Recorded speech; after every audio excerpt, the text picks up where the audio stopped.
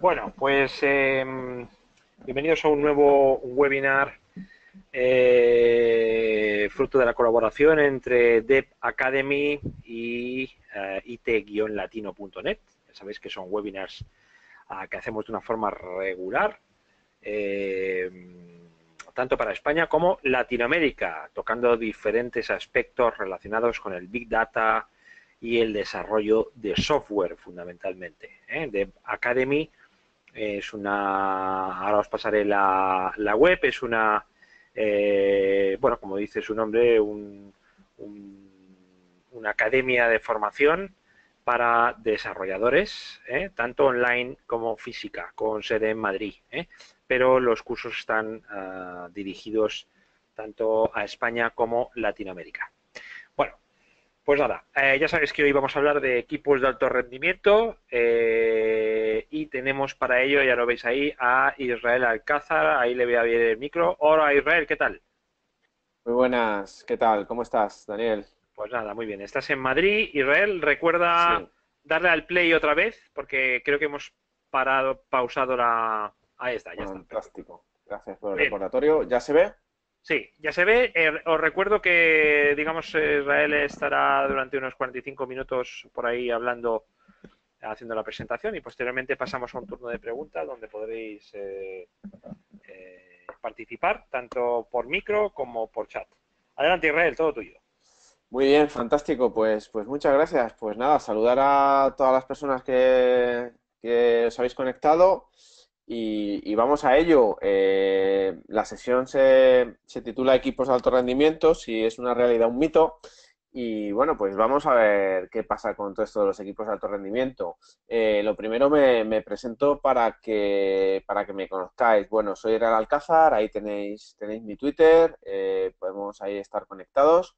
Y básicamente pues soy socio fundador y consultor Agile Coach. Fundé estas dos empresas, Agile Taste, donde mezclamos todo esto de las metodologías ágiles con temas de cocina, que es muy divertido y cocinamos en escuelas y tal. Y luego la parte más donde ayudamos a empresas, equipos, personas a transformarse y a generar contextos organizacionales que realmente les ayuden a potenciar y a aportar valor a sus clientes. Entonces, lo que os voy a contar básicamente hoy, pues forma parte de mi experiencia ayudando a organizaciones y ayudando a equipos bueno, pues a mejorar y a ser mejores. Bueno, al final esto es equipos de alto rendimiento, entonces creo que hay que empezar por el principio y ahí hay que empezar pues diciendo que es un equipo, ¿no? Y sobre todo diferenciar lo que es equipo de lo que es un grupo de trabajo, porque no siempre porque estemos personas sentadas juntas interaccionando, pues somos un equipo, ¿no? Entonces, lo primero es decir que es un equipo. Y bueno, pues una de las definiciones que he encontrado que me resulta más interesante de lo que es un equipo, pues al final lo tenéis ahí, ¿vale? Es un conjunto de personas, un conjunto de individuos que son interdependientes. Esto es importante, sus tareas. Es decir, un equipo, por definición, tiene que estar formado por personas que interaccionan para realizar tareas de forma conjunta. Simplemente porque formes parte del mismo departamento, no tienes por qué formar parte del equipo, ¿no? Entonces tienes que tener tareas interrelacionadas. Otra característica es que comparten responsabilidades en los resultados que se les pide como equipo y operan dentro de unos límites de una organización, ¿vale? Entonces me ha parecido que es una de las definiciones más sencillas de lo que es un equipo. Bien, entonces lo primero, para conseguir un equipo de alto rendimiento, que ahora veremos lo que es también, porque bueno, pues se habla mucho de ello y demás, pero no hay una definición muchas veces clara. Pero para conseguir un equipo de alto rendimiento, lo primero que tengo que tener es un equipo, ¿vale? Entonces, necesito primero generar un equipo, es el grupo de personas que comparten tareas, comparten responsabilidades y se encuentran dentro de unos límites de una organización. Y ahora vamos a definir qué es un equipo de alto rendimiento, porque la charla va de equipos de alto rendimiento, si es un mito o es una realidad, es decir, si realmente existen o no, y vamos a ver qué entendemos por equipo de alto rendimiento. Bueno, pues hay también muchas definiciones y yo la que más me gusta y la que creo que más se aproxima a mi idea de equipo de alto rendimiento, es que al final estos equipos lo que hacen es tener resultados excelentes. Esa es la primera característica de un equipo de alto rendimiento. Tiene que tener resultados excelentes. Y claro, ¿qué son resultados excelentes? Bueno, pues resultados excelentes entendidos de que son equipos eficaces y equipos eficientes. No sé si tenemos clara la diferencia entre eficacia y eficiencia. La voy a explicar brevemente. Un equipo eficaz es un equipo que consigue sus objetivos, consigue marcarse unos objetivos y cumplirlos. Ese es un equipo eficaz. La eficiencia tiene que ver más con conseguir esos objetivos utilizando el menor número de recursos o utilizando la manera más eficiente de conseguirlo. Ejemplo, yo por ejemplo me puedo plantear un viaje a Perú en el que paso por Japón. Pues ahí estoy siendo, por ejemplo, eficaz, porque estoy consiguiendo mi objetivo, que es viajar a Perú. Pero no estoy siendo eficiente, porque no estoy yendo por la ruta más corta, sino que estoy pasando por Japón. Entonces estoy siendo eficaz, pero no estoy siendo eficiente. Un ejemplo de eficiencia y en la que no estoy siendo eficaz, pues por ejemplo, conseguir, si estamos en el mundo del desarrollo del software, entregar software muy rápidamente, pero que no cumpla con las necesidades de mi cliente, de mi usuario. Estoy siendo muy eficiente en el proceso de construcción de software, pero no estoy siendo eficaz, porque no estoy consiguiendo el objetivo para el que realmente debería ser un software, que es cubrir las necesidades de mi cliente. Entonces, entendemos un equipo de alto rendimiento como un equipo que lo primero tiene que dar resultados, resultados desde la eficacia y desde la eficiencia. Bien, y ahora se añade algo más, porque bueno, hasta ahora pues eso podría ser realmente un equipo, ¿no? Un equipo cualquiera. Un equipo de alto rendimiento, además de dar resultados excelentes, tiene una elevada satisfacción y motivación de sus integrantes. Es decir, no me importa solo el cómo ni el qué voy a entregar, sino además me interesa mucho que el ambiente y el contexto en el que se mueve ese equipo sea un contexto de satisfacción y sea un contexto de motivación, que sea realmente gente muy motivada. Estas dos cosas son las que yo entiendo, porque si leéis literatura, pues veréis que hay diferentes definiciones de lo que es un equipo de alto rendimiento, pero para mí es la definición que más me gusta de lo que podría ser un equipo de alto rendimiento. Entonces, ¿cómo podemos llegar a conseguir equipos de alto rendimiento? Yo a lo que me dedico en las organizaciones, a veces trabajamos a nivel organizacional con departamentos grandes, con lo cual ahí tenemos una visión más sistémica y holística de la empresa, pero sobre todo cuando bajo a trabajar con equipos, pues me planteo este viaje hacia equipos de alto rendimiento. Para mí cualquier equipo con el que trabajo potencialmente puede ser un equipo de alto rendimiento con el tiempo. Es un tema que no hay ningún tipo de limitación, no hace falta cumplir nada en concreto, ni haber nacido en ningún sitio en concreto, ni tener nada en concreto, más allá de cumplir con esas dos características que veíamos antes. Entonces, cualquier equipo potencialmente puede ser un equipo de alto rendimiento. Lógicamente necesita un tiempo y necesita un acompañamiento para poder llegar a serlo. Y para mí, pues me gusta empezar a trabajar con los equipos desde varios niveles. El primer nivel al que trato siempre de tender como un paso inicial, bueno, lo primero es generar un contexto de seguridad y de confianza en el equipo. Eso es fundamental, en el que la gente tenga la confianza suficiente para poder hablar abiertamente de los problemas, de las soluciones y en general de la mejora del equipo. Eso es fundamental. A partir de ahí, lo primero que me centro es intentar conseguir lo que yo llamo equipos autoorganizados. Un equipo autoorganizado básicamente es un equipo encargado de decidir el cómo trabaja, la manera en la que va a trabajar. Entonces, el equipo autoorganizado tiene autonomía y responsabilidad para tomar decisiones sobre cómo se va a organizar a la hora de trabajar. Entonces, para conseguir un equipo autoorganizado, suelo trabajar tres partes. Suelo trabajar la toma de conciencia por parte del equipo, es decir, para que un equipo pueda mejorar y ser un equipo autoorganizado, lo primero es que tiene que ser consciente de cuáles son sus limitaciones y cuáles son sus puntos fuertes para tratar de potenciarlos. Luego trabajamos desde la confianza y realmente desde el poder dar a estos equipos mayor autonomía en la toma de decisiones para que puedan ser equipos autoorganizados y desde la responsabilidad, es decir, los miembros de los equipos tienen que empezar a coger responsabilidades en la toma de decisiones, sobre todo en la toma de decisiones relacionadas con la organización, que es este primer nivel en el que estamos. Esto a veces no es sencillo, porque habitualmente me encuentro muchas veces contextos organizacionales donde la gente está acostumbrada a relaciones jerárquicas en las que el jefe me dice lo que tengo que hacer y a mí hasta que el jefe no me diga lo que tengo que hacer, no voy a hacer. Entonces, cuando pasamos a trabajar a un nivel de equipo autoorganizado, tenemos que trabajar el nivel de la responsabilidad de las personas, igual que tenemos que trabajar a un segundo nivel lo que es la delegación de, en este caso, el mando jerárquico del que depende ese equipo. Entonces, son dos niveles de trabajo. El trabajo con el manager, en un trabajo de delegación hacia el equipo, de responsabilidades, y por otro lado, un doble trabajo con la gente que forma el equipo para que vaya tomando autonomía y responsabilidad sobre esas decisiones.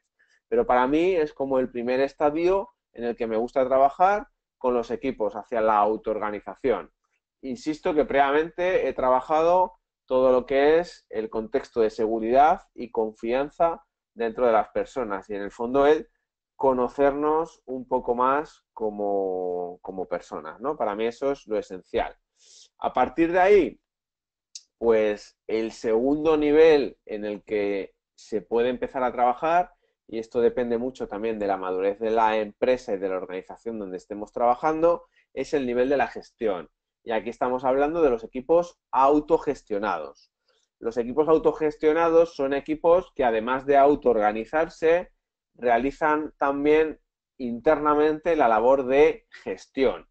¿Y qué entendemos por la labor de gestión? Pues entendemos por la labor de gestión todo lo relacionado con, por ejemplo, pues hay algunos ejemplos, lo que tiene que ver con vacaciones, lo que tiene que ver con contrataciones, por ejemplo, con despidos, con revisiones salariales, con objetivos, pues todo eso tiene que ver con la parte de gestión. Y todo eso también se puede trabajar con los equipos para que sean equipos autogestionados. Sin duda, toda esta parte que el equipo puede empezar a coger son cosas que hay alguien que tiene que dejar de hacer, que hay alguien que tiene que delegar esa responsabilidad. Os cuento el ejemplo en una empresa de videojuegos para la que trabajé hace un par de años. Estuvimos trabajando con ellos en nivel de la autogestión. Empezamos a trabajar, por ejemplo, el nivel de la autogestión en el sentido de los procesos de contratación. Aquí cuando digo contratación, no es una, a veces sí es contratar a gente de fuera, pero cuando hablo contratación en el entorno de un equipo, viene a decir que el equipo decida sobre qué persona o personas pueden entrar y formar parte del equipo. Es una relación de inclusión, ¿no? Entonces, trabajamos con el equipo para que pudieran formar parte del proceso de selección de nuevos candidatos que se incorporaban al equipo y fue una tarea que se compartió con el equipo. En este caso no se delegó 100% en el equipo.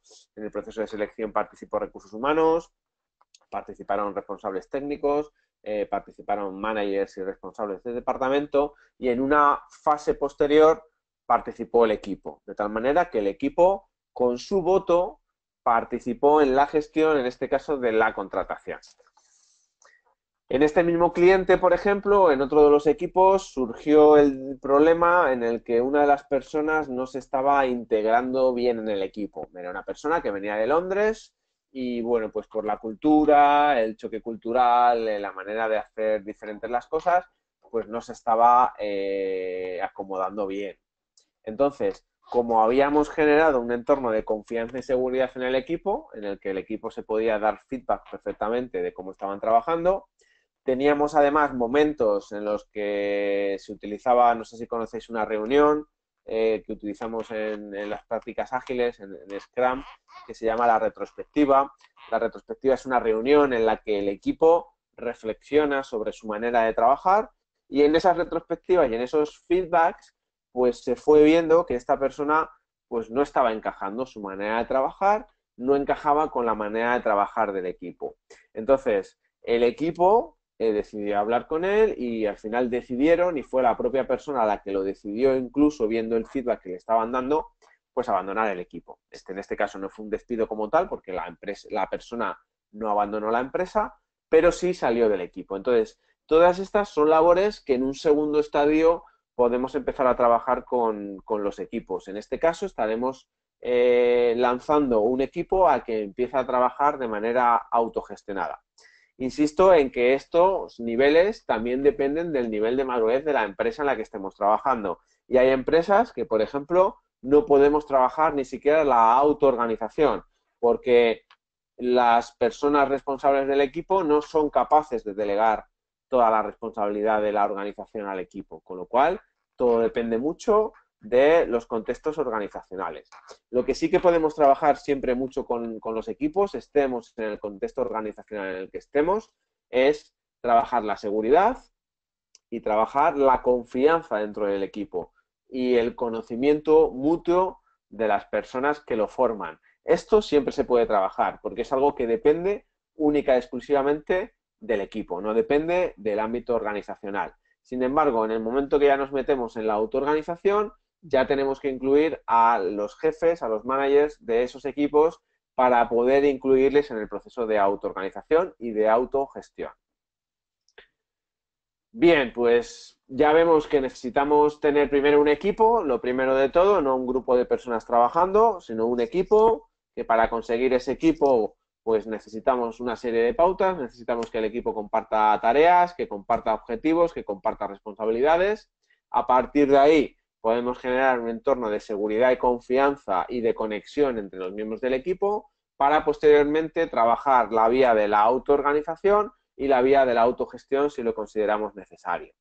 Bien, pues ya tenemos claro las vías en las que podemos trabajar. Y ahora, ¿tenemos claro cuáles son las características que forman lo que llamamos un buen equipo? Bueno, pues yo he puesto aquí para mí las más importantes, las características más importantes. Lógicamente creo que un equipo de alto rendimiento pues tiene más características adicionales a estas. Pero para mí un buen equipo debería al menos cumplir con estas 4 características. La primera característica tiene que ver con respecto al tamaño de los equipos. Siempre hablamos de que los equipos deberían ser pequeños y aquí pequeño pues es un número que según los estudios y diferentes bueno, pues especialistas en la materia, hay estudios que consideran que un equipo ideal está en torno a entre 5 y 9 personas, 7 más menos 2. Os cuento anécdotas. ¿Por qué nos manejamos en estos números? Si son 10 personas, pues tampoco pasa nada, ¿no? Pero nos estamos moviendo en estos ámbitos. Es curioso que las personas funcionamos de una manera muy diferente a, por ejemplo, a cómo funcionan las abejas. Os cuento una pequeña anécdota para que veáis un poco a nivel de tamaño. Está estudiado que las abejas producen más miel contra más grande es el panal. Entonces, un panal de 40.000 abejas produce más miel que un panal de 20.000 abejas. Y un panal de 80.000 abejas producirá más miel que uno de 40.000. Bien, esto las personas, el comportamiento es totalmente diferente. De hecho, os recomiendo que si queréis leer más sobre el tema, hay lo que conocemos como el efecto Ringelmann, ¿vale? El efecto Ringelmann, pues es un efecto que estudió, creo que se llamaba Richard Ringelmann, no me acuerdo ahora mismo el nombre, el apellido sí que sé que era Ringelmann, y el efecto Ringelmann, básicamente en lo que consiste es que este señor estudió que cómo se comportaban las personas según se iban incluyendo más miembros dentro de un equipo. Entonces, lo que hizo fue probar esta teoría con equipos tirando a la cuerda. Hay un juego que consiste en poner a dos equipos tirando de una cuerda. El equipo que más fuerte tire de la cuerda, pues es el equipo que gana si consigue mover al otro equipo a la línea divisoria, ¿no? Entonces, Ringelmann lo que probó fue midiendo la fuerza que ejercía el grupo en su conjunto y luego también midió qué fuerza ejercía cada persona de la cuerda. Y se fue dando cuenta que según incluíamos a más personas, llegaba un momento en que cuando superábamos un límite que estaba en torno a las 9 personas, la gente cada vez tiraba menos de la cuerda, ejercía menos fuerza. Es decir, según vas incorporando a personas, la fuerza aumenta, pero llega un punto en que aunque incorpores a más gente, no, la fuerza total aumenta, pero la fuerza que ejerce cada individuo es menor. Esto es un concepto que está relacionado con lo que se llama la holgazanería social. ¿Qué es la holgazanería social? Pues es un concepto psicosocial que tiene que ver con que cuando estamos rodeados de mucha gente tendemos a disminuir nuestra capacidad de ejercer, en este caso, fuerza de realmente estar enfocados en la tarea. Y ese número, pues se entiende que es aproximadamente a partir de 9-10 personas. Además, el grupo en sí tiende a ocultar la falta de fuerza de los miembros individuales del equipo. Es decir, que el propio equipo tiende a cubrir esta falta de fuerza de los diferentes miembros según se va produciendo, con lo cual no te das cuenta. Entonces, basado en todas estas cosas, al final los equipos, pues consideramos que hasta 9-10 personas es un tamaño relativamente asequible. Luego, además, también hay que pensar que cuántas relaciones y cuántas conexiones hay.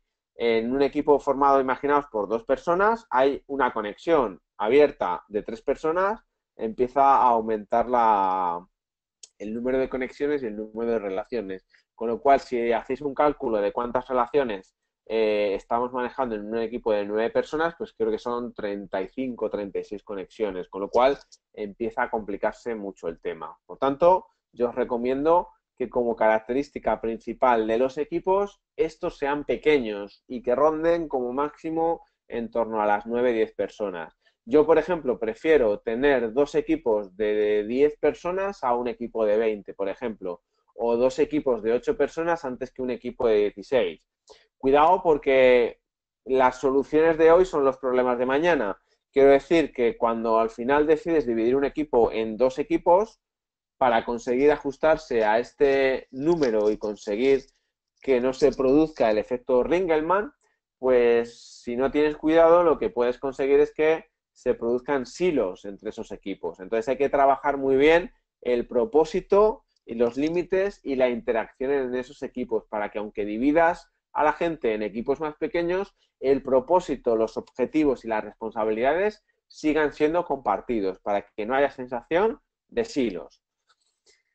Bien, pues el tamaño entonces importa y en este caso importa hasta un número de 10 personas. Otra característica que creo que deben tener los equipos o que por lo menos debemos tender a que la tengan es la estabilidad.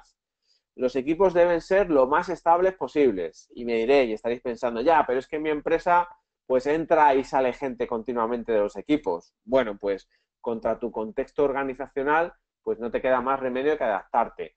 Pero ten presente que necesitan los equipos estabilidad para llegar a ser equipos de alto rendimiento. Nunca voy a tener un equipo de alto rendimiento si previamente no tengo un equipo estable. Cuando digo un equipo estable es en el que el número aproximado de miembros se mantiene, es decir, entra o sale una persona, bueno, pues tampoco pasa nada, pero el núcleo principal de integrantes se mantiene. Para mí es fundamental. Es decir, queremos muchas veces conseguir equipos de alto rendimiento con resultados excepcionales, efectivos y eficaces, y estamos continuamente rotando muchas veces a las personas en los equipos, con lo cual no conseguimos realmente estos equipos. Por tanto, equipos pequeños, equipos estables. Otra característica que para mí tienen que tener los equipos de alto rendimiento, pues que deben tener los límites muy bien definidos. Un equipo de alto rendimiento debe saber los límites a los que se enfrenta, hasta dónde puede llegar, qué capacidades tiene delegadas, qué responsabilidades tiene delegadas y cuáles son sus ámbitos de actuación. Con lo cual, más allá de tener un propósito y un objetivo, debe tener los límites bien definidos. ¿Quién debe limitar esto? Pues lógicamente yo creo que es labor de los managers. Yo creo que ahora en la época en la que estamos, las corrientes a nivel de management, como pueda ser Management 3.0 y todo lo que hay alrededor, van a que podamos hacer más management con menos managers. Es decir, que todos en el fondo seamos un poquito managers. Y esto tiene que ver con que el manager tradicional, como lo conocemos, tiende a desaparecer y lo que queremos son managers que, entre otras cosas, marquen propósito, objetivo y límites a los equipos. Con lo cual entramos en la cuarta característica para mí fundamental que debe tener un equipo, que es un propósito interesante además, no solo un propósito, sino que este además sea interesante. Sin propósito está estudiado que la gente tiende a estar menos motivada. Si no sé por qué hago las cosas, motivarme es complicado. Entonces, tener propósito en un equipo es fundamental. Si este además es interesante, es retador y es motivador, pues muchísimo mejor. Aquí acudo un poco a lo que son los objetivos SMART, que no sé si conocéis, la S de específico, medible, alcanzable, que se pueda realizar y la T de tiempo que esté definido o tenga un límite en el tiempo. Para mí, trabajar con un propósito claro a nivel de misión y visión y unos objetivos que vayan trabajando este propósito y que sean smart y que vayan al corto plazo y al largo plazo, pues para mí es fundamental para conseguir que un equipo sea un equipo de alto rendimiento. Entonces, tamaño, estabilidad, límites claramente definidos y propósito interesante con objetivos lo más claros posibles. En cuanto a criterios por los que yo puedo medir o cómo sé yo que tengo un equipo de alto rendimiento, básicamente es la pregunta, ¿no? Es decir, bueno, pues hasta ahora lo que estamos comentando es que un equipo de alto rendimiento pues puede ser un equipo que dé resultados excepcionales y que además la capacidad y el nivel de satisfacción de las personas que lo forman pues sea alto. Con lo cual digo, bueno, pues puedo llegar a tener un equipo de alto rendimiento, ¿no? Y entonces lo que os quiero plantear aquí son diferentes criterios por los que me puedo regir a la hora de ver si realmente tengo o no tengo un equipo de alto rendimiento. Entonces, en este caso, para ver y analizar y poder ver la efectividad de un equipo de alto rendimiento, tengo que pararme a pensar en diferentes aspectos y tener en cuenta estos criterios que os paso a detallar a continuación. El primer criterio que debo tener para ver si un equipo es de alto rendimiento o no son sus resultados, fundamental. Eh, la satisfacción de tanto los clientes internos como los externos con los que estos equipos se relacionen es fundamental. Aquí cuando hablo de cliente, hablo del cliente en su amplia expresión. Quiero decir que si un equipo tiene que interaccionar con otro equipo, por ejemplo, y hay un equipo segundo que interacciona con este equipo con el que estamos trabajando, para mí este segundo equipo es un equipo cliente de mi equipo, es decir, me están pidiendo una serie de cosas, hay un equipo que tiene una serie de necesidades y yo como equipo se las tengo que cubrir. Por tanto, aquí cuando analizamos que un equipo tenga el criterio de los resultados, estamos hablando de que cumpla justamente con esos clientes que he llamado internos, que pueden ser clientes reales o pueden ser otros equipos. Luego, para mí, otro criterio fundamental a la hora de definir lo que es la efectividad de un equipo son los procesos sociales que tienen estos equipos. Es decir, no me vale solo con que el equipo tenga buenos resultados. Además, deben tener procesos sociales de tal manera que el rendimiento de ese equipo se pueda mantener en el futuro, ¿bien? Y que sus procesos de feedback, comunicación, inspección y adaptación pues sean correctos. Para mí esto es un criterio a analizar. Me he encontrado muchas veces equipos que están muy orientados al resultado, que las relaciones sociales dentro del equipo están muy deterioradas. Bueno, pues esto deberíamos trabajarlo, porque si no trabajamos esto, nunca conseguiremos un equipo de alto rendimiento. Y luego otro criterio que para mí es fundamental, pues es el sentido y la satisfacción, es decir, lo que yo llamo la experiencia de trabajo, que yo realmente vaya al trabajo y me encuentre realmente feliz, contento y motivado de estar. Entonces, para mí es otro criterio en el que medir y ver si realmente mi equipo pues cumple con ello. Resultados, eso al final la tarea, es decir, sin resultados me da igual todo lo demás. Lo primero es que tengamos satisfacción en los resultados. Lo segundo es que los procesos sociales dentro del equipo estén bien definidos y sean sanos. Y lo tercero es que el sentido y la satisfacción de los miembros del equipo pues sea buena. Entonces, teniendo esto claro, ¿cómo podemos nosotros evaluar al equipo? A mí me gusta mucho trabajar con los equipos. ¿Cómo suelo trabajarlo en las organizaciones muchas veces?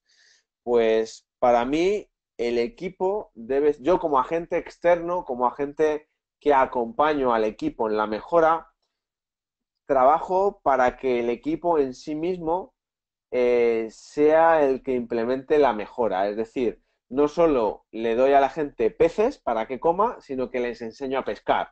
Porque lo que trato es de, como agente externo al equipo, no generarme dependencia y no generar sensaciones de interdependencia entre el equipo y yo. Entonces, suelo montar procesos de evaluación con el único objetivo de mostrar al equipo el estado en el que está. Es decir, el objetivo de una evaluación no es apuntar a nadie con el dedo y culpabilizar a nadie, sino que es el mostrar al equipo cómo se encuentra. Entonces, desde aquí, pues trabajamos con una serie de test que solemos pasar frecuentemente a los equipos y en los que les preguntamos pues, por diferentes cosas, ¿no?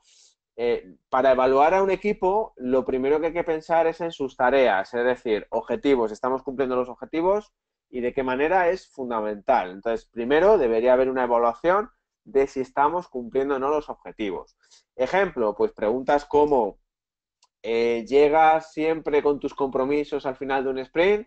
Del 1 al 5, pues ahí la gente se autoevalúa. Confiamos en que la gente es honesta y transparente. Si no tenemos, insisto, vuelvo al comienzo de la charla, si no tenemos un entorno de confianza y seguridad, nada de esto tiene sentido. Porque si yo pienso que voy a lanzar una evaluación al equipo en el que el equipo se va a autoevaluar y no me fío de sus respuestas, pues quizás tengo que trabajar antes esta confianza. Entonces, suponemos que ese entorno de confianza y seguridad ya lo tenemos. Entonces, lo primero que deberemos evaluar y que el equipo debe evaluar frecuentemente es cómo están siendo sus tareas, el trabajo que se le ha encomendado, si se cumplen o no se cumplen los objetivos. Lo segundo que deberíamos analizar y evaluar en un equipo es lo que llamo su proceso intragrupal, es decir, cómo gestiona los conflictos. Estos conflictos intragrupales, es decir, dentro del equipo, pueden estar relacionados con una tarea propiamente, es decir, yo tengo que hacer una tarea y tengo conflicto, pues yo digo que la vamos a hacer A y otra persona dice que la vamos a hacer de una manera B. Y al final, pues se puede llegar a generar un conflicto. Entonces, puede haber conflictos orientados a nivel de tarea y puede haber conflictos orientados o que tengan que ver con las relaciones. Oye, porque este me cae bien, este que me cae mal, que este me ha hablado bien, que este me ha hablado mal, que mira, este tú fíjate lo que hace. Esos son otro tipo de conflictos que están más relacionados con las relaciones. Entonces, es otra evaluación que podemos hacer del grupo. Cómo estamos resolviendo esos conflictos intragrupales. Y aquí pues hay una amalgama muy variada de formas de resolver el conflicto. Me he encontrado con equipos que realmente usan la técnica del avestruz, es decir, meten la cabeza debajo de la tierra y cuando se produce un conflicto, pues tratan de evitarlo. ¿Por qué? Porque piensan que el conflicto es malo. Y el conflicto no es malo. Y la tensión en un equipo no es mala. Pensar que cuando hay movimiento y cuando hay tarea y cuando hay cosas que hacer, hay fricción. Es un principio básico de la física. Cualquier movimiento siempre va a generar una fricción. Con lo cual, si mi equipo tiene movimiento, por definición va a haber fricciones. O sea que es algo que no vamos a poder evitar. La única manera de evitar fricción es no moverse. Con lo cual, si tengo un equipo que no hace su tarea y que al final no consigue sus objetivos, pues entonces a lo mejor puede que efectivamente no tenga fricción. Pero entonces estaré en otro tipo de problemas. Entonces, a mí me gusta ver las tensiones y las fricciones como algo sano y algo que es necesario muchas veces para poder avanzar. El problema viene cuando un conflicto no soy capaz de gestionarlo de una manera adecuada. Bien porque lo evito, bien porque mi gestión no es lo más eficiente posible. Ahí es donde están los problemas, cuando un conflicto no está siendo bien gestionado. Pero un conflicto bien gestionado, yo siempre digo que un conflicto es una oportunidad de mejora, es una oportunidad de llegar a un acuerdo. Lo único es que ese acuerdo, pues hay que trabajarlo y hay que gestionarlo. Por tanto, la gestión de los conflictos es fundamental para tener en cuenta la evaluación de un equipo de alto rendimiento. Lo segundo a nivel de proceso intragrupal es la cohesión. ¿Cuánto de cohesionado está el equipo? ¿Cuánto nos sentimos parte del equipo?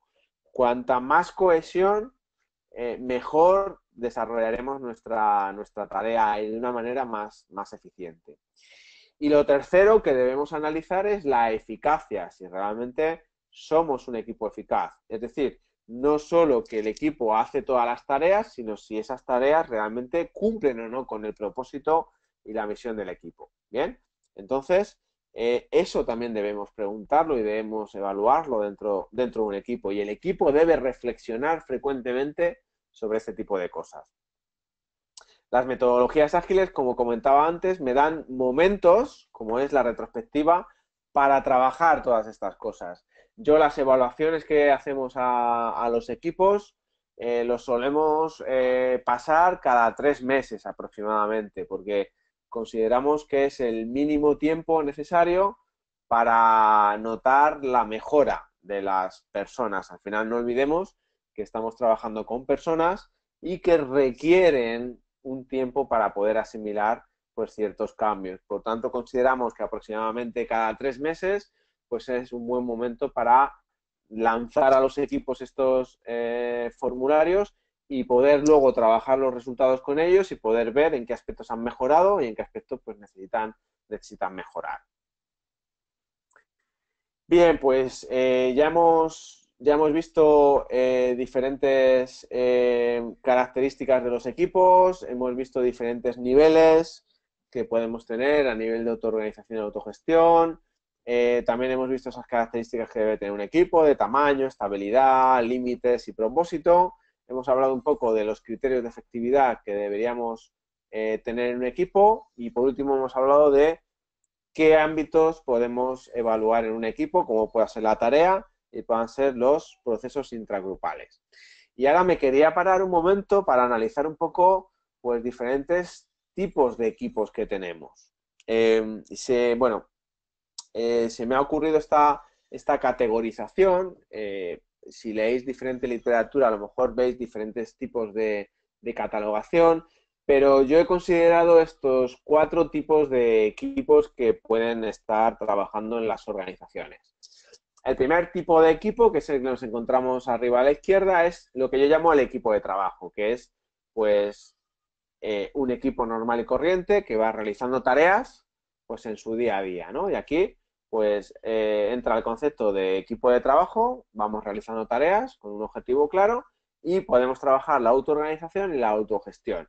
Un equipo de trabajo que es capaz de hacer él por sí solo la planificación, es capaz de organizarse, es capaz de tener dirección, es capaz de implementar mecanismos de control y de evaluación sobre ellos mismos, es lo que llamamos un equipo autogestionado. Bien, hay que trabajar todas estas parcelas.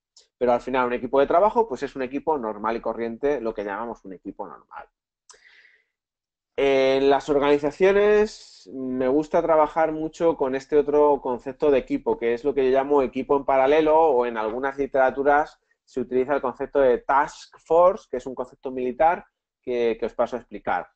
Hay veces, hay momentos que para resolver un problema concreto o para alcanzar un objetivo concreto, es bueno a veces generar lo que hemos llamado equipos en paralelo o una task force. ¿Esto qué es? Pues es un equipo temporal formado por diferentes integrantes de otros equipos que van a tener un objetivo claro y definido y limitado en el tiempo. Cuando ese objetivo se cumpla, el equipo se disuelve. Eso es lo que llamo un equipo en paralelo. Es un equipo que va a durar muy corto, un espacio muy corto de tiempo y que va a resolver un problema concreto. Un ejemplo, pues, por ejemplo, en un equipo en el que en una retrospectiva, imaginaos que el equipo detecta que tiene un problema con la gestión documental porque tiene las carpetas hechas un follón, tiene los archivos mezclados, no se encuentra muy bien la documentación.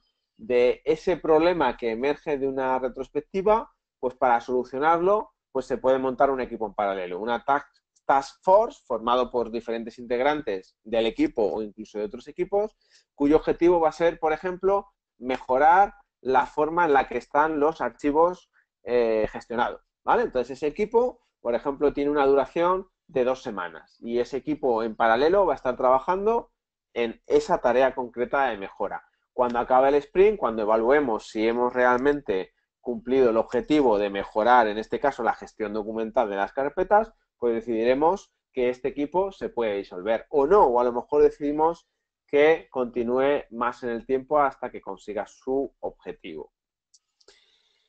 Bien, otro tipo de equipos son los que llamo equipos de gestores, equipos de managers.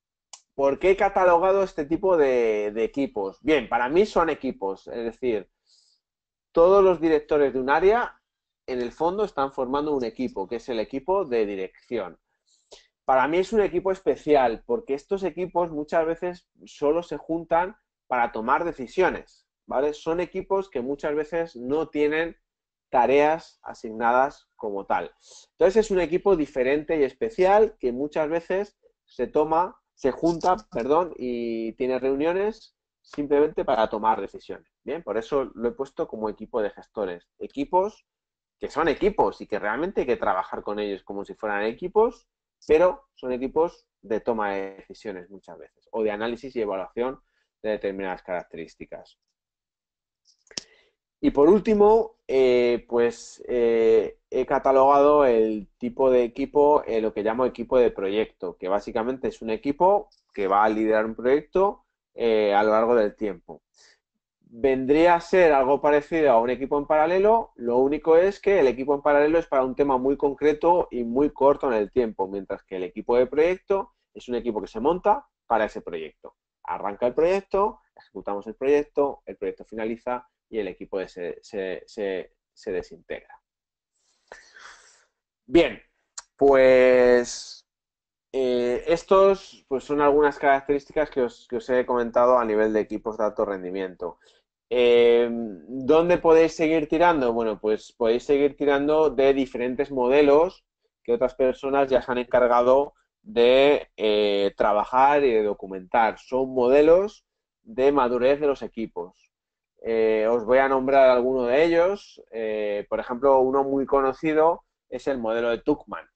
El modelo de Tuckman básicamente es un modelo en el que me marca las diferentes fases por las que va pasando un equipo, ¿no? La fase de formación, el forming, el storming, el norming, el performing y el adjourning, ¿vale? Voy a contar brevemente qué consiste cada uno. Al final, cuando yo formo un equipo, pues estamos en la fase de formación, donde ahí tengo que trabajar una serie de dinámicas de conexión, de conocimiento, de seguridad. Luego, una vez que el equipo empieza a trabajar durante un tiempo, esto es el tiempo, se producen las primeras fricciones, los primeros conflictos y eso es lo que llamamos la fase de storming. En esa fase de storming es muy importante saber gestionar los conflictos, lo que os comentaba antes, para empezar a llegar a acuerdos. Hasta que no surge un conflicto, no tengo la oportunidad de trabajar un acuerdo, con lo cual cuando voy llegando a una serie de acuerdos y ese storming inicial de conflictos se va modelando y se van realizando diferentes acuerdos, pues pasamos a la fase un poco de norming, donde tenemos los límites establecidos, donde tenemos una serie de acuerdos de trabajo como equipo y donde ya pues el rendimiento, que es lo que está planteándose en este gráfico, el nivel de performance del equipo, pues sube, va subiendo, ¿bien? Entramos cuando estamos en una fase de forming, pues y pasamos a una de storming donde empieza a haber conflictos y demás, el rendimiento de los equipos baja y hasta que no vamos resolviendo esos conflictos y los equipos van avanzando, no encontramos una mejora en el rendimiento. Cuando ya tenemos el norming, lo que vamos a tratar es de mejorar al equipo en la fase de performing. Vamos a ver cómo le pueden dar una vuelta de tuerca más, cómo pueden seguir mejorando, cómo pueden ser mejor equipo, ¿no? Y aquí pues entramos en la fase de performing. Y llega un momento que es cuando el equipo ya quizás no tiene sentido y hay que disolverlo, que es la fase de adjourning, que básicamente pues viene a decir que el equipo pues se desintegra o bien totalmente o bien parcialmente porque deciden o decidimos que salgan diferentes personas del equipo. Bien, entonces el modelo de Tuckman pues es uno de los modelos de referencia. Hay que tener cuidado con el modelo de Tuckman. ¿Por qué hay que tener cuidado con el modelo de Tuckman? Bien, el modelo de Tuckman, cuando lees sobre el modelo de Tuckman, te das cuenta que es un modelo de los años 60, es un modelo basado en información teórica sobre grupos de terapia de los años 60 y hay que tener mucho cuidado, ¿bien? Porque no sé en cuánto se parece un equipo de terapia de los años 60 a los equipos en los que trabajamos actualmente en las organizaciones. Entonces, el modelo de Tuckman es un modelo que se pone mucho como ejemplo. Yo creo, a mí me gusta para tener pues un modelo en el que ver que, por ejemplo, el conflicto en fases iniciales, en esa fase de storming, es normal y que hay simplemente que trabajarlo para llegar a acuerdos y que el equipo evolucione, pero no le doy mucha más validez al modelo de Tuckman, ¿bien? Porque, bueno, pues está creado de la manera que está creado, con lo cual, pues tengámoslo presente lo justo y necesario. Otro modelo que este sí me gusta más, tiene un componente más experiencial y psicodinámico, es el modelo de Dexler-Sivet, ¿vale? Que os he puesto aquí, pues rápidamente, pues un poco el esquema. ¿Va? Aquí el concepto un poco con el que se trabaja es el de un equipo en el que va pasando también por diferentes momentos, pero igual que el modelo de Tuckman, piensa que es lineal y que los equipos cuando acaban una fase pasan a la siguiente, el modelo de Dexler-Sivet podríamos decir que es circular, es decir, que podemos ir interaccionando y podemos ir pasando de un estado a otro pues de manera circular. Básicamente, Dexler-Sivet, que eran dos psicólogos, son dos personas diferentes, hablan de dos fases claramente diferenciadas en un equipo, la fase de creación y la fase de sostenibilidad de un equipo. En la fase de creación, pues nos habla de que hay una primera fase en la que el equipo necesita trabajar el propósito, tener orientación, trabajar el por qué están ahí, por cuál es su propósito como equipo. Luego el modelo de Dexler-Sivet pasa a hablarnos de la confianza y la seguridad, construir un entorno en el que sepamos quiénes somos las personas que estamos aquí, nos conozcamos un poquito más, tratemos de fomentar y de resolver todo el tema de la confiabilidad, todo el tema de el respeto mutuo. Entonces, todo eso se trabaja en esta parte. Por otro lado, hay que ir trabajando con los equipos a nivel de clarificar los objetivos. Es decir, hemos trabajado ya el por qué, hemos trabajado quiénes somos los que estamos aquí, vamos a conocernos un poco más, y ahora los qué es. ¿Qué vamos a hacer para conseguir completar el objetivo? ¿Bien? Aquí tenemos que empezar a trabajar qué tipo de roles tenemos, qué tipo de decisiones tomamos, y es un poco cuando todo eso lo trabajamos y llegamos a acuerdos, cuando pasamos a la fase del commitment, del compromiso, de cómo lo haremos. Bien, y ahí ya entramos en diferentes aspectos.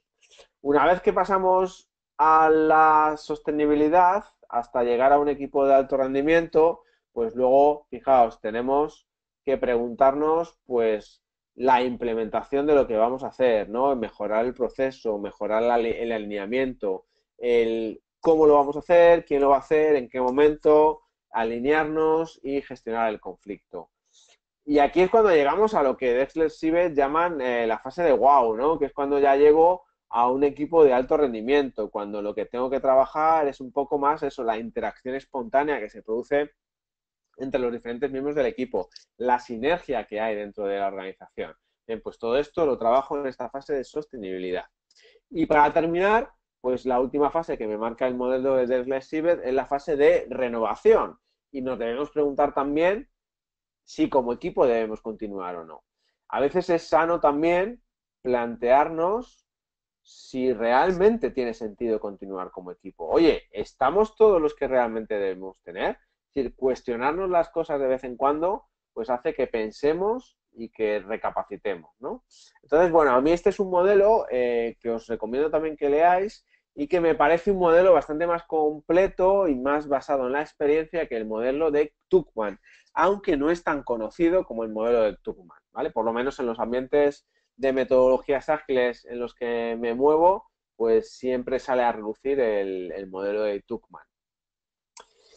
Y bueno, un poco ya para ir finalizando, lo que os he querido contar en esta última transparencia es un poco el camino que sigo yo con los equipos para trabajar un poco el que lleguen a ser equipos de alto rendimiento, ¿no? Entonces, a mí me gusta siempre que llegue un equipo, lo primero es trabajar la conexión entre las personas, que se conozcan un poco más, que generen esa conexión, ese vínculo, para mí es fundamental. Y tiendo a hacer dinámicas que justamente fomenten eso. Lo segundo que me gusta empezar a trabajar con los equipos es los acuerdos. Empezar con unos acuerdos básicos, de mínimos, y luego ir trabajando acuerdos según se vayan produciendo las tensiones y los conflictos. Y el conflicto será una nueva oportunidad de generar un nuevo acuerdo como equipo. Luego también no lo veáis como algo lineal, ¿vale? Porque esto lo suelo ir trabajando muchas veces en paralelo, es decir, la conexión, los acuerdos y el autoconocimiento se pueden ir trabajando en paralelo. El autoconocimiento es algo tan sencillo como conocernos más entre nosotros. ¿Cuáles son mis especialidades? ¿Qué se me da mejor? ¿Qué se me da peor? ¿Qué me gusta más? ¿Qué me gusta menos? Es un poco trabajar todo ese autoconocimiento. Aquí en el autoconocimiento a mí me gusta utilizar una herramienta que es también muy psicológica y muy estudiada, que son roles Belvin. Yo trabajo mucho con roles Belvin. Los roles Belvin son roles funcionales, no los roles funcionales que podamos tener en un equipo, pues yo soy analista, soy jefe de proyectos, soy Scrum Master, soy, no sé, eso es el rol funcional, soy programador. Hay que diferenciarlo del rol que yo ejerzo dentro de un equipo. Pues puedo ejercer más labor de cohesionador, puedo ser un especialista, puedo ser un investigador de recursos, puedo ser cerebro, que son los que lanzan las ideas. Entonces, el modelo de Belvin, roles Belvin con B, pues trabaja un poco este autoconocimiento. Bueno, pues es una herramienta que a mí me fascina porque la gente primero se conoce a ella misma cómo funciona a nivel de equipo y el resto de integrantes del equipo también le conocen, ¿no? Entonces, trabajar el autoconocimiento yo creo que es fundamental. Trabajar el propósito, es decir, sin propósito no hay motivación, sin motivación no habrá nunca un equipo de alto rendimiento, porque nunca conseguiremos resultados excepcionales. Con lo cual necesitamos trabajar el propósito del equipo y para esto pues hay que trabajar con diferentes actores, hay que trabajar con el propio equipo y hay que trabajar con los mandos intermedios y los managers que estén dependientes de ese equipo, ¿bien? Y trabajar el propósito del equipo. Hay que trabajar también la seguridad, el tener entornos seguros donde podamos hablar de las cosas y podamos debatirlas. Si no tenemos un entorno seguro, es lo primero que habría que trabajar. Lo he puesto en la quinta posición, pero no es porque haya que hacerlo después de los otros, sino porque, bueno, pues tenía que darle cierto orden y me ha parecido esto. Una vez que tengo esto, una vez que tengo que he generado conexión con las personas, autoconocimiento, he llegado a unos acuerdos mínimos de equipo y el equipo tiene un propósito y un entorno seguro, trabajamos la conciencia, que el equipo sea consciente de lo que ya está haciendo bien y sea consciente de lo que puede mejorar o hacer diferente. En las retrospectivas hay un gran trabajo de toma de conciencia. Si no generáis conciencia, nunca podréis llegar a generar un cambio en las personas. Con lo cual, primero, conciencia. Lo segundo que me gusta trabajar después de la conciencia, lo séptimo en este caso en la transparencia, es la autonomía. En el entorno de continua incertidumbre y cambio necesitamos equipos autónomos que sean capaces de tomar decisiones. Eso me implica trabajar la autonomía de las personas y me obliga a trabajar la delegación con los managers y me obliga a trabajar la transparencia en el equipo y que todo el mundo comparta información, porque sin información no voy a poder tomar decisiones. Entonces, para conseguir equipos autónomos tenemos que trabajar la transparencia y la confianza. Sin eso será más complicado que lleguemos a la autonomía. Y por último, me gusta trabajar la responsabilidad de las personas. Si tienen que tomar de forma autónoma decisiones, tienen que hacerlo de forma responsable. Con lo cual, ir dándoles y delegándoles responsabilidades de una manera gradual, para mí resulta fundamental para al final conseguir estos equipos de alto rendimiento. Y nada más, esto era todo lo que os quería contar y ahora pues no sé si abrimos un espacio de preguntas y aquí estoy para resolver las dudas que podáis tener. Muy bien, Israel. Pues efectivamente, muchas gracias por tu presentación de lo que son los equipos de alto rendimiento. Y pasamos al turno de preguntas. Os animo a participar. Podéis levantar la mano en caso de que queráis participar vía micrófono. Para ello tenéis que accionar el botoncito que aparece ahí en el panel de control de levantar la mano. Me levantáis la mano y os abro el micro. ¿Vale? Y si queréis plantear alguna duda o cuestión a Israel mediante el chat, pues nada, lo hacéis directamente, escribís vuestra pregunta en el chat o vuestro comentario y yo se lo traslado. A ver, Yusef, te voy a abrir el micro, me has levantado la mano. Hola, Yusef, ¿qué tal? Hola, buenas tardes. ¿Qué tal? ¿De dónde nos llama, Yusef? Pues de Madrid, al lado Pues de venga, perdona, adelante, adelante.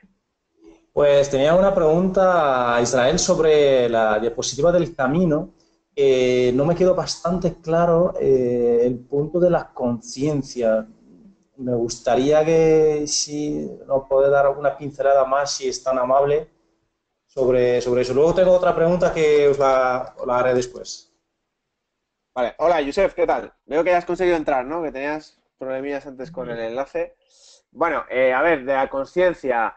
La conciencia tiene que ver con tomar conciencia del equipo, de lo que está haciendo bien y de lo que puede hacer diferente.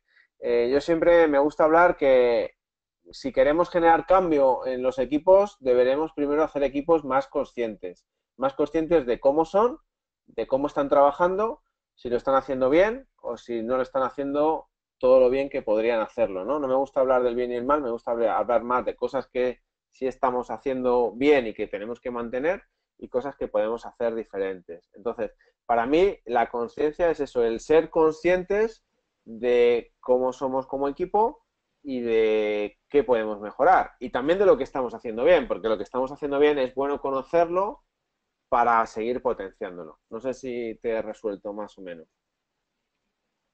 Sí, alto y claro. Muchas gracias, Israel. Vale, tenías otra pregunta, ¿no?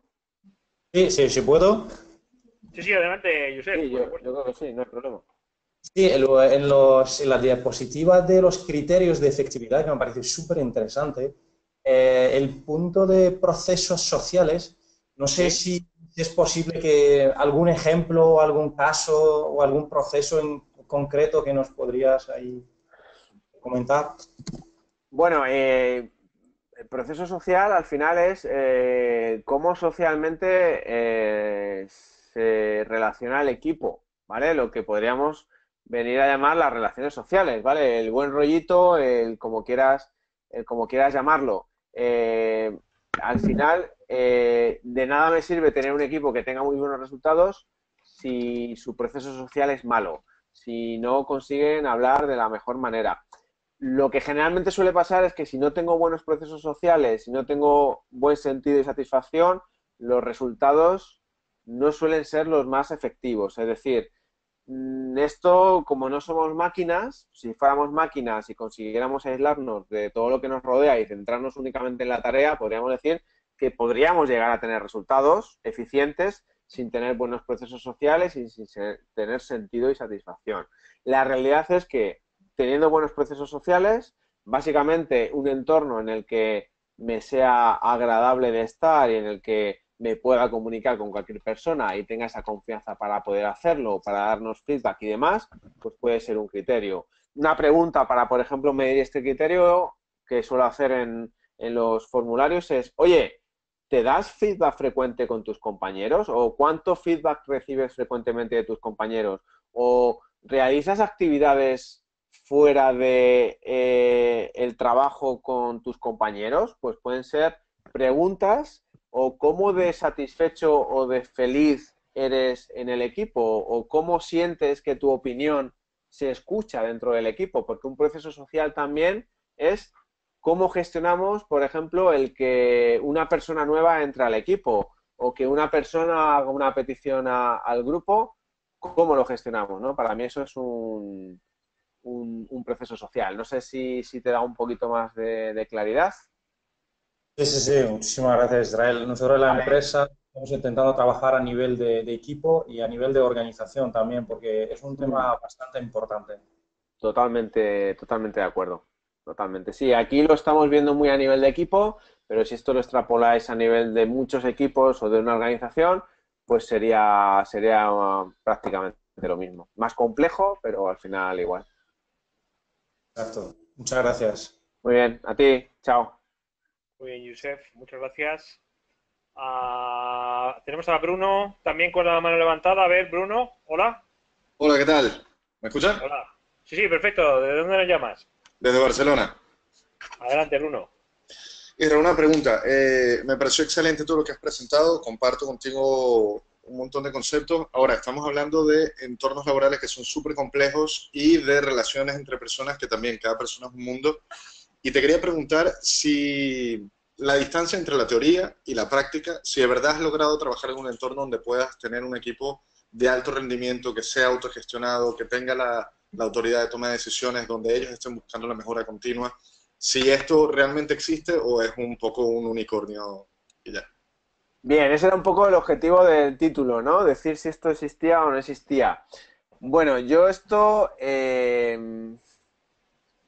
para mí no es, o sea, un equipo de alto rendimiento no se llega un día y de repente dices, ya soy un equipo de alto rendimiento. Es decir, yo creo que nunca se es un equipo de alto rendimiento como momento, ¿vale?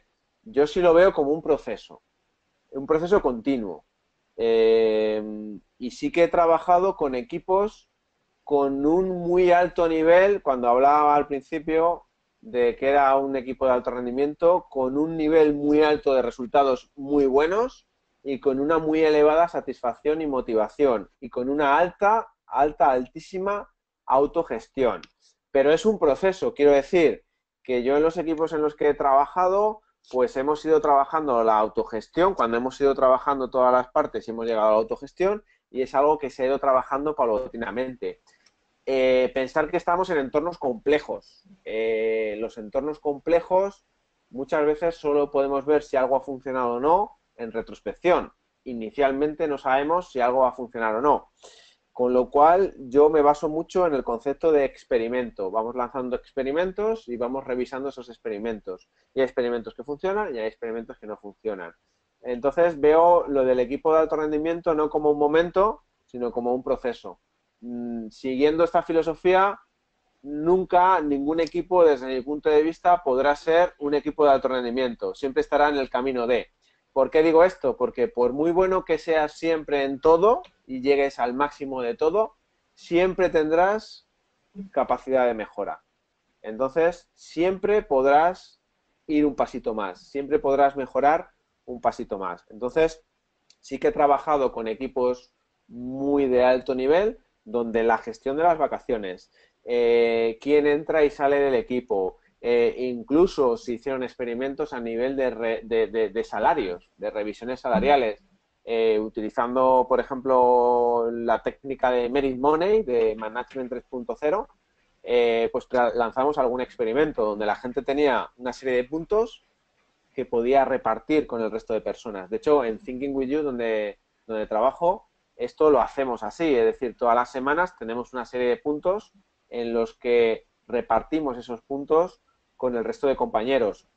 Y luego esos puntos están asociados a un objetivo variable de dinero a final de año, con lo cual, en función del número de puntos que hayas conseguido alcanzar durante todo el año, que además esos puntos te los han repartido el resto de compañeros, está luego asociado a, en este caso, un bonus por objetivos. Es un objetivo que se consigue en base a lo que te hayan aportado el resto. Entonces, es un proceso en el que esto es como cuando X tiende a infinito, que nunca va a tocarlo, nunca va a tocar a infinito, pero si sabemos el propósito y sabemos el camino y tratamos de ir en esa dirección, conseguiremos ir avanzando. Pero un equipo de alto rendimiento como tal, oye, pues a lo mejor he estado delante de alguno, pero no he sido consciente, pero como yo lo veo como un proceso, pues siempre se podrá mejorar un poquito más. Vale. ¿Pudiera alegar una pregunta con esto que me acabas de decir o pasamos a otra persona? No, no, adelante, adelante. Vale, y con todo esto, ¿no llega a ser extremadamente agobiante para el equipo el estar presionando, bueno, presionando, el estar empujando a la mejora continua, a todo el tiempo que todavía se puede más? Yo lo veo bastante claro que sí se puede lograr, pero pudiera llegar a ser cansón. Un punto que digas, bueno, ya está bien donde estamos, quizás estamos pidiendo demasiado, ¿no? ¿O no? Bueno, yo creo que depende, ¿no? Sí que puede llegar a ser agobiante si lo hacemos muy desde el empujar a que eso suceda. Para mí la mejora continua lo veo como algo que debe estar integrado dentro del propio equipo y en general como una persona, ¿vale? Yo cada día intento ser un poquito mejor. ¿Me puede llegar a agobiar? Hombre, pues si soy muy autoexigente conmigo mismo, soy muy exigente y soy muy duro conmigo mismo, pues me puedo llegar a agobiar, ¿no? Porque nunca seré esa persona que quiero llegar a ser.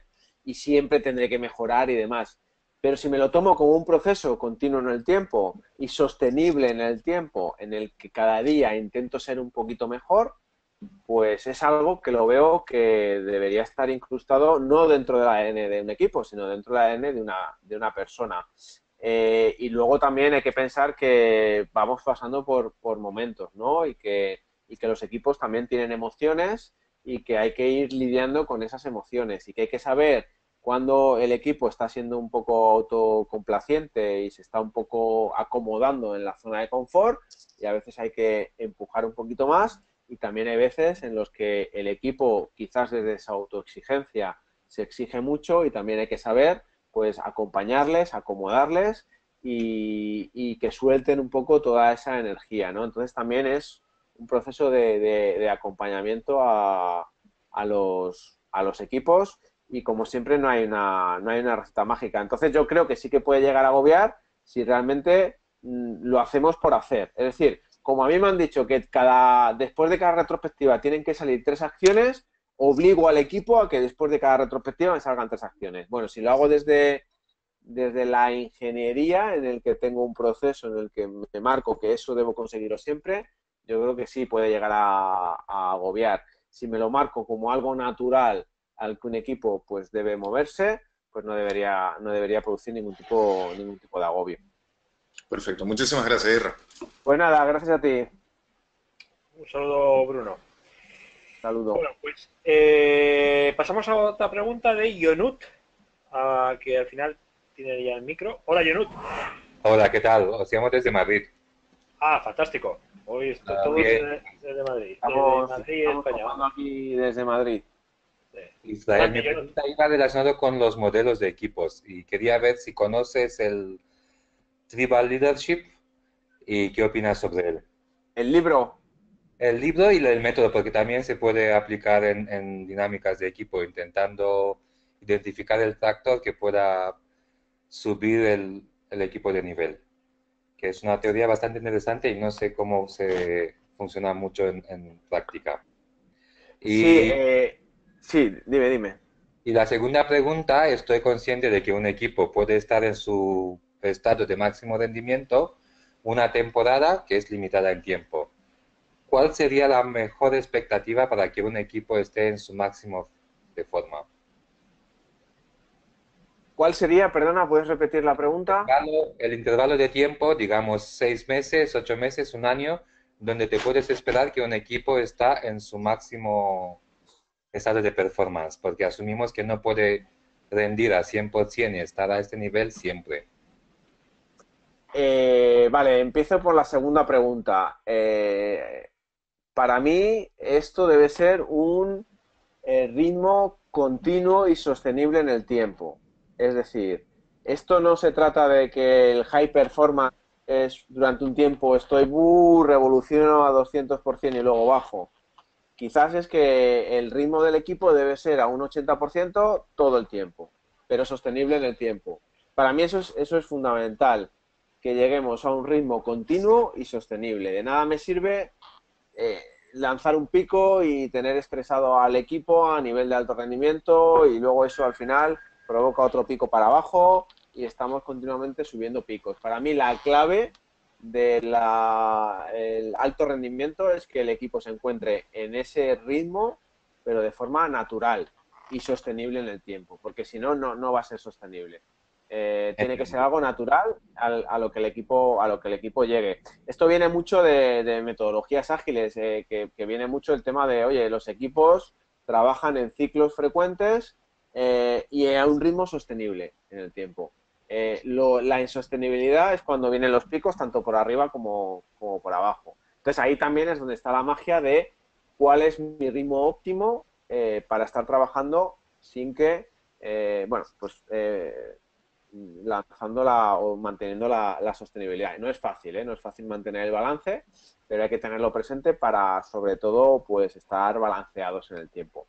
Y sobre el Tribal Leadership, es un libro que tengo de referencia, que alguna vez he ojeado para temas puntuales, pero que no me he leído en su totalidad, con lo cual no te puedo hablar de él al nivel de experimentación. Sí que conozco otros libros, por ejemplo, está el de Lift Off, al nivel de equipos, que sí que he manejado algunas técnicas. Y bueno, si te metes ya en el tema de psicología y demás, hay un libro que te recomiendo que es de Richard Hackman, creo recordar, espérate porque no me acuerdo del título, que para mí me parece un libro excelente y vaya, no tengo ahora la conexión, que creo que se llama High Performance Teams o algo así, es Richard Hackman.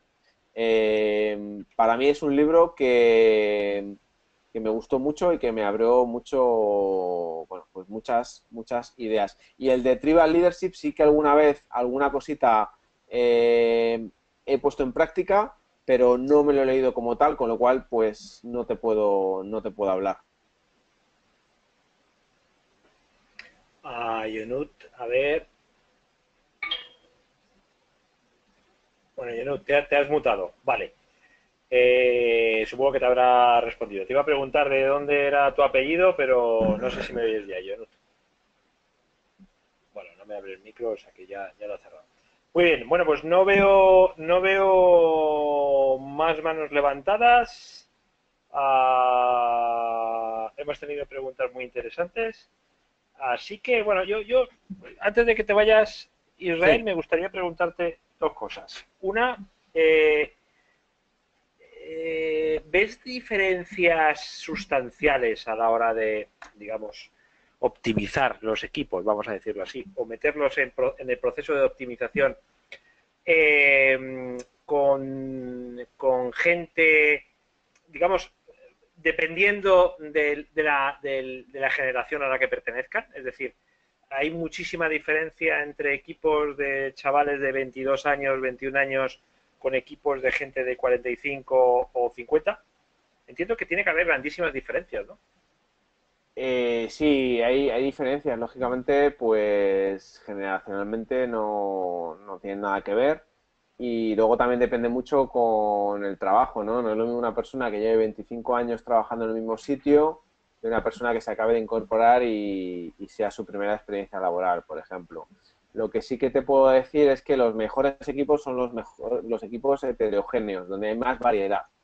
Y ahí va a nivel de edades, a nivel de culturas, a nivel de... O sea, lo mejor es la variedad, porque en la variedad es donde está el poder tener diferentes puntos de vista.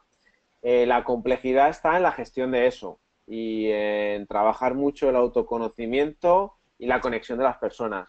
Pero idealmente, si a mí me dieras a elegir, yo metería un equipo a gente muy joven, a gente muy veterana, a hombres, a mujeres, a gente de otros países y de otras culturas, porque todo eso al final va a aportar. Lo complicado de esa coctelera es al final pues saber llevarla. Pero sí, yo creo que de hecho en muchas empresas conozco que ahí se ponen en marcha iniciativas en las que son los juniors los que enseñan cosas a los veteranos, porque hay muchas cosas de toda esta generación millennials y demás que ya vienen de serie con ello, ¿no? Entonces el tema de la colaboración, pues casi que es que no hay ni que trabajarlo con ellos, porque se mueven habitualmente en entornos muy colaborativos. Entonces, pues para mí son muy diferentes y lo que interesa siempre es estar balanceados. Si tienes un equipo de muchos veteranos, pues tendrás una serie de ventajas, pero también tienes una serie de inconvenientes. Y si tienes un equipo solo de noveles, pues tienes otra serie de ventajas y de inconvenientes. Con lo cual, balancearlos es fundamental. Y el trabajar toda esa tensión que se puede generar entre ellos, pues para mí es la magia de todo ello. Igual que cuando trabajas con equipos multiculturales, donde tienes una persona, incluso que su cultura es diferente, pues te puede aportar ideas, te puede aportar visiones y formas de hacer las cosas que nunca se te hubieran ocurrido. Ahora, hay que trabajar desde la integración, desde el entendernos y desde el saber que cada persona tiene unas gafas con las que ve el mundo y mis gafas son diferentes a las tuyas y hay que tratar de entendernos y de complementarnos. Y ahí está realmente la dificultad que nos encontramos en las organizaciones, ¿no? En trabajar con ese tipo de entornos. Pero si a mí me dijeras, oye, pide tu equipo ideal, para mí sería un equipo formado por hombres, mujeres, de diferentes edades y culturas. Antes de hacerte la segunda, Yusef, has levantado la mano, no sé si es porque te has equivocado o porque quieres hacer otra pregunta. Si la mantienes, te abro un momento el micrófono. Ahí te lo has abierto. Adelante, Yusef. Perdóname, pero me han surgido dos preguntas más, aparte de que si estamos en el time box para hacerlas. Sí, hazlas. Ya le diré a Israel que acorte. Ya que hemos empezado. A ver, Israel, es más bien a nivel, ya sabes que Scrum, pues el marco de trabajo, pues recomienda tener equipos pequeños, bueno, y que sean entre 3 y 9, como sabrás. Luego, claro, con las características o la diapositiva de características de equipos, pone entre 5 y 9. ¿Alguna recomendación del por qué no debería de ser 3 o 4? Bueno, no, nada, simplemente yo siempre me gusta hablar de 7 más menos 2. Vale. Sí, o sea, realmente esta mañana, de hecho, que estaba dando un curso, me decían, oye, ¿y dos personas no son un equipo? Y digo, sí, si tú a una pareja, pues es un equipo. Pero yo creo que la complejidad de esa relación es bastante más sencilla. Entonces, hombre, yo siendo purista, pues un equipo es un grupo de personas que está formado por más de una persona. Entonces, sí, desde dos incluso, fíjate que para mí ya sería un equipo y ya habría que trabajar ciertas cosas con ellos. O sea, en el momento que tú ya trabajas con otra persona, ya es donde hay que empezar a trabajar acuerdos, hay que empezar a trabajar la conexión, el conocerte, el propósito, incluso con una persona solo, pero con una persona solo, pues tú te lo guisas, tú te lo comes, ¿no?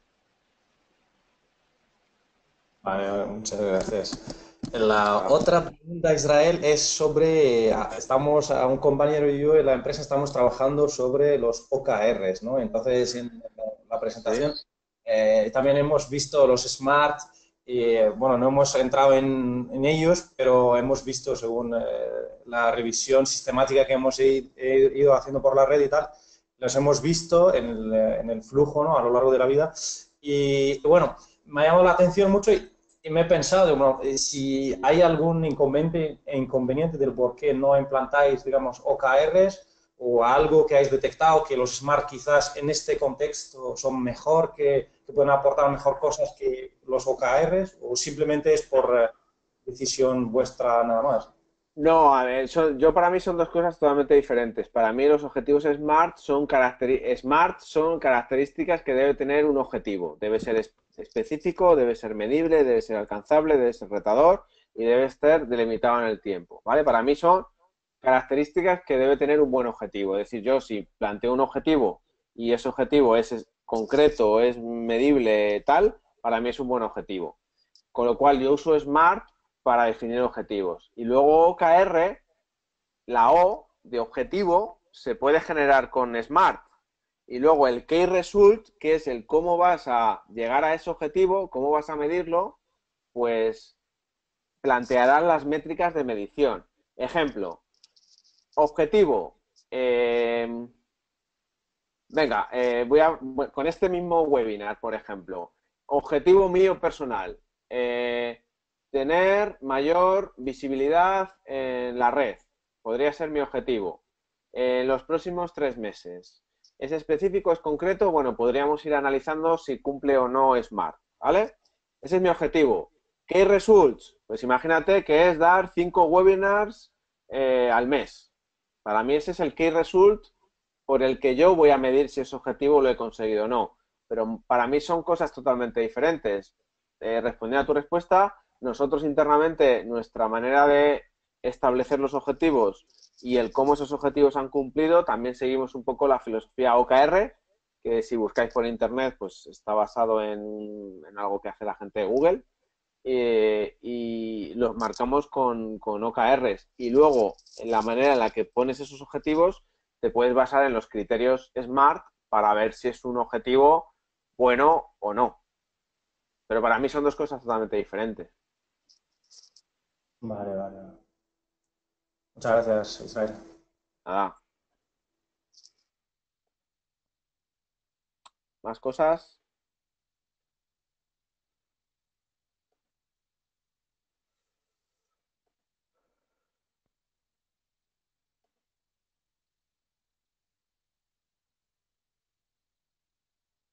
No sé si hay más preguntas. Uy, perdona, que no me veías. Israel, te quería comentar brevemente.